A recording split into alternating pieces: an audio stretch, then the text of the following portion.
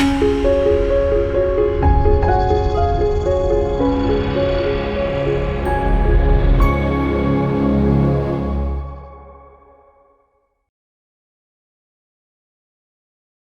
మాత్రం. నేను మీ journalist Navata. Welcome to R voice.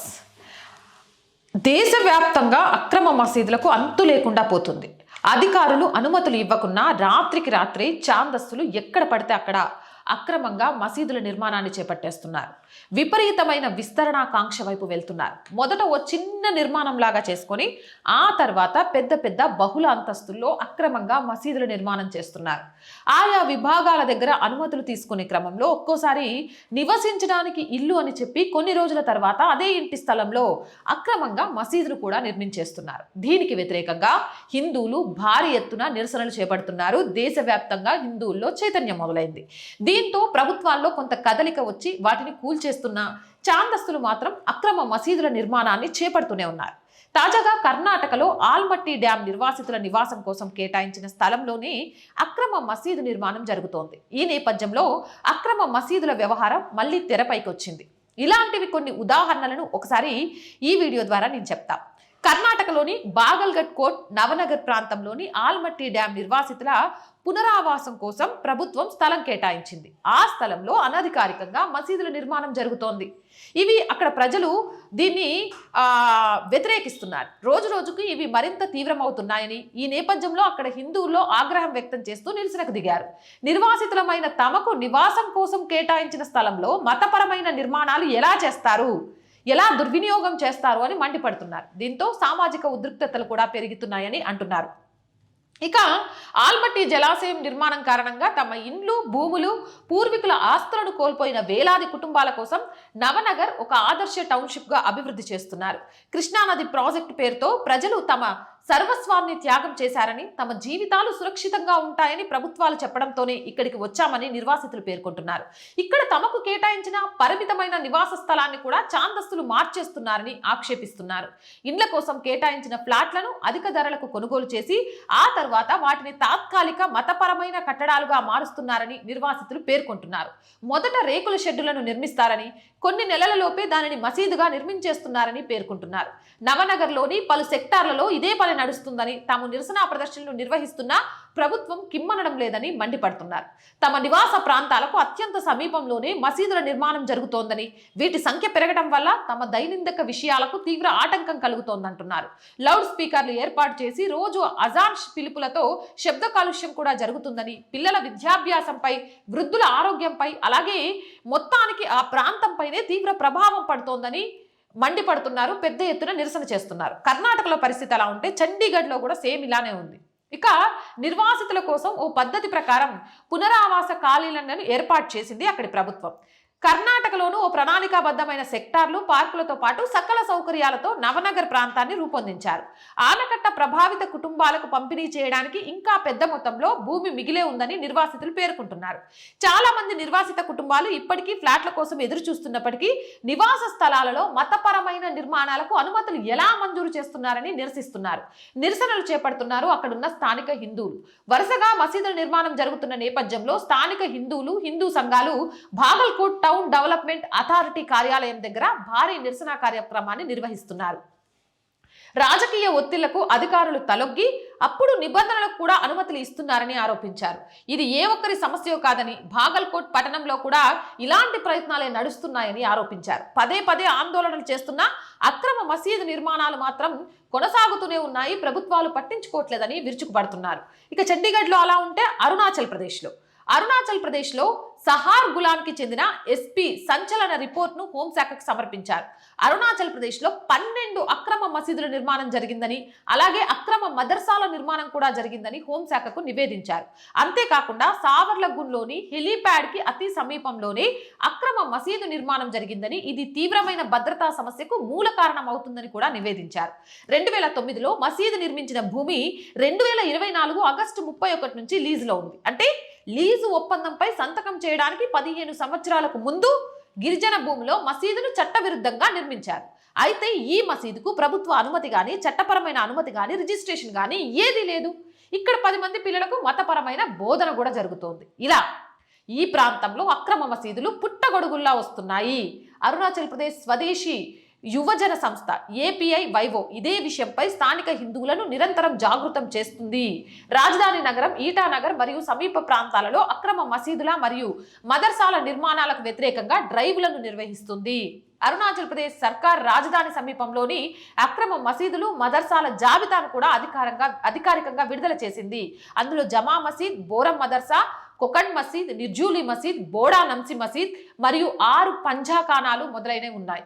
అలాగే అరుణాచల్ ప్రదేశ్ స్వదేశీ యువజన సంస్థ ప్రధాన కార్యదర్శి టపోరో మోయింగ్ మరియు అధ్యక్షుడు టారో సోనం లియాక్ అక్రమ మసీదులను సందర్శించిన సమయాల్లో అక్కడి మౌలానాను భారత్ మాతాకి జై అనమని కోరితే దానికి నిరాకరించారు. అప్పుడు మౌలానాను వాళ్ళు నిలదీశారు. భారత్ మాతాకి జై అని చెప్పడానికి నిరాకరిస్తే మీరు భారతీయులు ఎలా అవుతారు అంటూ.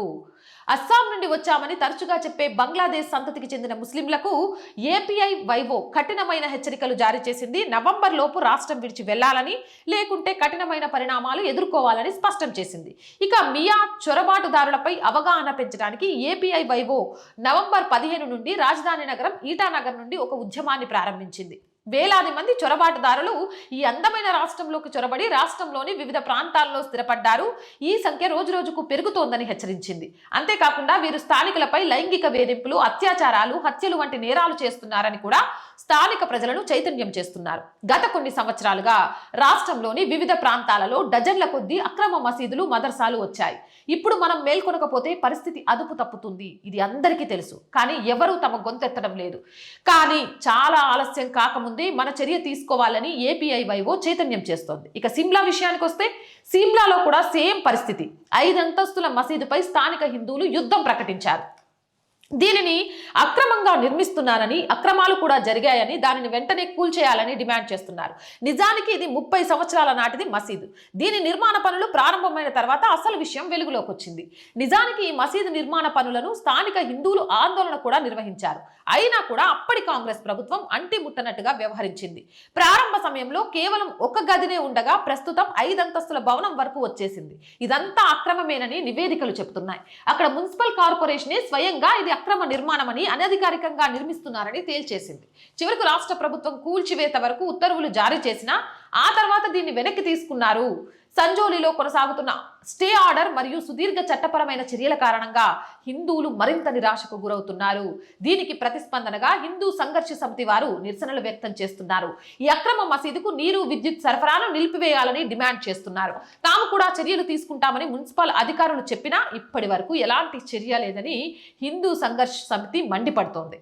అయితే హిందూ సంఘర్ష సమితి సభ్యుడు కమల్ గౌతమ్ ప్రకారం 2 సంవత్సరాల క్రితం దీనిని ప్రశ్నించిన సమయంలో ఓ బృందంపై దాడి దిగిందని, అప్పుడు అసలు విషయం బయటికి వచ్చిందన్నారు. నిందితులను పోలీసులకు అదుపులోకి తీసుకునే ముందు ఒక మసీదులో ఆశ్రయం కల్పించారని తెలుస్తోంది. దీంతో హిందువులు మరింత ఆందోళనకు దిగుతున్నారు. దీనిలో మరో కోణం కూడా ఉంది. మసీదు నిర్మాణానికి గణనీయమైన నిధులు అందాయని, దీనివల్లే 5 అంతస్తుల నిర్మాణం జరుగుతోందని, నమాజ్కి వచ్చే వారి సంఖ్య కూడా పెరుగుతోందని పేర్కొంటున్నారు. హిమాచల్ ప్రదేశ్కి రాష్ట్రం వెలుపల నుండి వచ్చే వారి సంఖ్య వేగంగా పెరిగిందని, రోజు రోజు కొత్త ముఖాలు కనిపిస్తున్నాయని ఆందోళన వ్యక్తం చేశారు. తాము చాలాసార్లు అనుమానాలు వ్యక్తం చేశాం. స్థానిక హిందూ మహిళల భద్రతపైనే ప్రశ్నలు తలెత్తుతున్నాయన్నారు. ఈ ప్రాంతంలో ముస్లిం జనాభా గతంలో 3% ఉండేది, కానీ తక్కువ వ్యవధిలో అది గణనీయంగా పెరిగిందన్నారు. బంగ్లాదేశ్ జాతీయులు, రోహింగ్యాలు, ఇతర రాష్ట్రాల నుండి ముస్లింలు సహా బయట నుంచి ప్రజలు రావడం ఈ పెరుగుదలకు కారణం కొన్ని కూడా స్థానిక హిందువులు అంటున్నారు. కర్ణాటక చిత్రదుర్గులో పరిస్థితి చెప్తా చూడండి. సాదిక్ లేఅవుట్లో అక్రమ మసీదు నిర్మాణంపై పెద్ద వివాదమే రేగింది. గత ఏడాది నవంబర్ మాసంలో ఇది జరిగింది. చిత్రదుర్గ్ ప్రాంతంలో ఉద్రిక్తతలు నెలకొన్నాయి. సరైన అనుమతులు తీసుకోకుండా అక్రమంగా మసీదు నిర్మిస్తున్నారని స్థానిక హిందువులు పేర్కొంటున్నారు. మరీ ముఖ్యంగా సాదిక్ నగర్ చుట్టే ఈ వివాదం నడుస్తుంది. 500 మందికి పైగా హిందూ కుటుంబాలు నివసిస్తున్నాయి. ఇప్పటికే ఈ ప్రాంతంలో మసీదు ఉంది. అయినా ప్రధాన రహదారికి సమీపంలోనే అక్రమంగా మరో మసీదు నిర్మిస్తున్నారు. దీనిపై తీవ్ర అభ్యంతరాలు వ్యక్తమవుతున్నాయి. ఈ మసీద్ మున్సిపల్ నిబంధనలకు వ్యతిరేకంగా ఉందని హిందూ సంస్థలు వాదిస్తున్నారు. మున్సిపల్ కౌన్సిల్, చిత్రదుర్గ్ పట్టణ అభివృద్ధి ప్రాధికార సంస్థ మరియు జిల్లా పరిపాలనా విభాగానికి ఫిర్యాదులు దాఖలు చేసినప్పటికీ ఇప్పటి వరకు ఎలాంటి చర్యలు లేవు. కర్ణాటక హుబ్లీ ప్రాంతంలో కూడా సేమ్ సిచ్యువేషన్. ఇక హుబ్లీలోని నెహ్రూ నగర్, శివనగర్ ప్రాంతాల్లో ఓ ఇంటినే ఏకంగా మసీదుగా మార్చేశారు. దీనికి ఎలాంటి అనుమతులు కూడా లేవు. ఇదంతా అక్రమ మసీదు అని హిందువులు పేర్కొన్నారు. దీనికి వ్యతిరేకంగా హిందువులు, హిందూ సంఘాలు భారీ నిరసన తెలుపుతున్నాయి. మున్సిపల్ నిబంధనలను తుంగలో తొక్కి ఈ అక్రమ మసీదు నిర్మాణం జరుగుతోందని, దీని ద్వారా ఈ ప్రాంతంలో మత సామరస్యం దెబ్బతింటుందని చెప్పారు. నిజానికి ఈ ఇంటిని మున్సిపాలిటీ నుంచి నివాసం కోసం అనుమతులు తీసుకున్నారు, కానీ దాన్ని ఇప్పుడు మసీదుగా మార్చేశారు. యూపీలో కూడా సేమ్ సిచ్యువేషన్. బంబేశ్వర్ ప్రాంతంలో అక్కడ కూడా అక్రమ మసీదు వెలిసింది. దీని మీద పెద్ద ఎత్తున నిరసనలు తెలుపుతున్నారు. బంబేశ్వర్ పర్వతాన్ని హిందువులు అత్యంత పవిత్రంగా భావిస్తారు. అక్కడ పుణ్యక్షేత్రాలు ఉన్నాయి. అలాంటి స్థలంలో అక్రమ మసీదు నిర్మాణం జరిగింది. ఈ కొండపైన రాముడు ఒకానొక సమయంలో శివునికి అభిషేకం చేశాడని, అందుకే హిందువులకు ఈ కొండ అత్యంత పవిత్రమని స్థానికులు చెప్తారు. మరి అలాంటి ప్రాంతంలో మసీదు నిర్మాణం చేస్తే ఎలా? దీనిపై విశ్వ హిందూ పరిషత్, బజరంగ్ దళ్ తీవ్ర నిరసన వ్యక్తం చేస్తోంది. కరోనా విజృంభిస్తున్న కారణంగా లాక్డౌన్ విధించారని, అదే సమయంలో ముస్లిం ఛాందస్తులు అక్రమ మసీదు నిర్మించారు ఆ ప్రాంతంలో. దేశమంతా కరోనా మహమ్మారితో బాధపడుతుంటే వీరు ఇక్కడ అక్రమ మసీదు నిర్మాణం చేశారు. ఈ మసీదును వెంటనే కూల్చేయాలని హిందువులు డిమాండ్ చేస్తున్నారు. దీనిపై సీఎం యోగి ఆదిత్యనాథ్ జోక్యం చేసుకోవాలని కోరుతున్నారు. మొదట ఓ చిన్న నిర్మాణం ప్రారంభిస్తారు, క్రమక్రమంగా పూర్తి స్థాయి మసీదుగా మారుస్తారు. తర్వాత పెద్ద పెద్ద సమూహాలు అక్కడికి చేరుకొని శుక్రవారం ప్రార్థనలు చేస్తాయి. మొదట కొందరే వస్తారు, తర్వాత సమూహం పెరిగిపోయింది. దాంతో ముస్లిం జనాభా పెరిగిపోయింది. అక్కడ భద్రతాపరమైన సమస్యలు వస్తాయి. ఇవన్నీ జరుగుతూ ఉంటాయి. పురాణాల ప్రకారం నేను చెప్పిన కొండ మీద వనవాస సమయంలో శ్రీరాముడు ఉండేవాడని, శివలింగాన్ని స్థాపించి అభిషేకం కూడా చేశారని నమ్ముతారు. భామ్దేవ్ భోలేనాథ్ మందిర్ అని దీన్ని పిలుస్తారు. పుటన్ మహారాజ్ అని సాధువు ఇక్కడ ప్రతిరోజు అర్చకత్వం నిర్వహిస్తారు. ఈ సాధువే మొట్టమొదట అక్రమ మసీదు నిర్మాణాన్ని వ్యతిరేకించారు. ఇక హిమాచల్ ప్రదేశ్లోని సంజోలీలో అనుమతి లేకుండా నిర్మిస్తున్న మసీదును కూల్చేయాలని తీవ్ర నిరసనలు జరుగుతున్నాయి. దేవభూమి సంఘర్ష సమితి ఆధ్వర్యంలో హమీర్పూర్లో నిరసన ర్యాలీ జరిగింది. 46 ఏళ్ల విశ్వ హిందూ పరిషత్ సభ్యుడు గుండెపోటుతో కన్ను మూశాడు ఈ ఆందోళనలో. వక్ఫ్ బోర్డుని రద్దు చేయాలని నినాదాలు వస్తున్నాయి. దేవభూమి సంఘర్ష సమితి పిలుపు మేరకు సిమ్లా, హమీర్పూర్ను, మండి, చంబా, నహాన్ జిల్లాల పరిధిలో పెద్ద ఎత్తున నిరసనలున్నాయి. అడ్డగోలుగా అక్రమ మసీదులు ఏర్పడుతున్నా అక్కడ ఎవ్వరూ పట్టించుకోవట్లేదు. ప్రభుత్వానికి ఎన్నిసార్లు చెప్పినా దాన్ని పట్టించుకోని క్రమంలో నిరసన చేపస్తున్న సమయంలో కార్యకర్త స్పృహ పడిపోయాడు. తీరా హాస్పిటల్కి తీసుకెళ్తే అప్పటికే ఆయన మరణించినట్లు చెప్పారు. ఈ నిరసనను ఉద్దేశించి ప్రసంగించిన దేవభూమి సంఘర్ష సమితి కమిటీ కన్వీనర్ మదన్ ఠాకూర్ వివాదాస్పద మసీదుపై అక్టోబర్ 5 వరకు కోర్టు నిర్ణయం కోసం వేచి చూస్తామన్నాడు. ఆ తర్వాత భవిష్యత్తు వ్యూహాన్ని నిర్ణయిస్తామన్నారు. ఇక జైల్ బరో ఉద్యమం చేపడతామని చెప్పారు. ఎఫ్ఐఆర్లు నమోదు చేసిన పోలీసులు ప్రజల మనోభావాలను రెచ్చగొట్టిన ఏఐఎంఐఎం నేత షోయబ్ జమ్మేపై ఎలాంటి చర్యలు తీసుకోలేదన్నారు. ఎంతెందుకు శ్రీశైలంలో డ్యామ్ లోపల చిన్న రేకుల షెడ్ వేసి దాన్ని మసీదుగా, దర్గాగా మార్చేస్తున్నారు. అరే, పర్మిషన్స్ లేకుండా ఇంటి కోసం పర్మిషన్లు తీసుకొని అడ్డగోలుగా మసీదులుగా, మదర్సాలుగా మార్చి ఎక్కడెక్కడోళ్ళను తీసుకొచ్చి ఇక్కడ పెట్టి ఇక్కడ సామరస్యతను, అలాగే ఇక్కడ వాతావరణ పరిస్థితులను మారుస్తుంటే ప్రభుత్వాలు ఎందుకు చూడనట్టు ఊరుకుంటున్నాయి? హిందువులలో చైతన్యం మొదలైంది. ప్రభుత్వాలు మెడలు వంచైనా సరే ఇలాంటి అక్రమ మసీదులు, మదర్సాల విషయంలో చర్యలు తీసుకునేదాకా ఈ పోరాటాన్ని ఇలానే కొనసాగించాలి. తెలుగు రాష్ట్రాల్లో కూడా ఈ పోరాటాలు జరగాల్సిన అవసరం ఉంది. అవునంటారా, కాదంటారా? మీ అభిప్రాయం ఏంటి? కామెంట్ చేసేయండి. మోర్ వీడియోస్ కోసం ఛానల్ని వెంటనే సబ్స్క్రైబ్ చేయండి. కంటెంట్ నచ్చితే లైక్ చేయండి, షేర్ చేయండి. Our group of channels, our voice, our political, our Samskruti, 3 మన ఛానల్స్ అండి. So please subscribe our channels. మీరు చేసే సబ్స్క్రిప్షన్సే ఈ ఛానల్స్కి కొండంత బలాన్ని ఇస్తాయి. అలాగే ప్రతి వీడియోని లైక్ చేస్తూ, షేర్ చేస్తూ, అలాగే కామెంట్ చేయండి.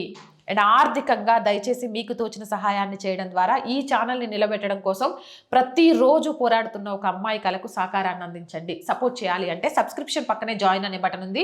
1 to 5 లెవెల్స్ ఉన్నాయి. ఏదో ఒక లెవెల్లో సపోర్ట్ చేయండి. లేదా స్క్రీన్ మీద గూగుల్ పే, ఫోన్పేతో పాటు అకౌంట్ డీటెయిల్స్ ఉన్నాయి. మీకు తోచిన సహాయాన్ని అందించవచ్చు. వ్యాపార ప్రకటనల కోసం 8328500576 నెంబర్ని సంప్రదించండి. జై హింద్, జై భారత్.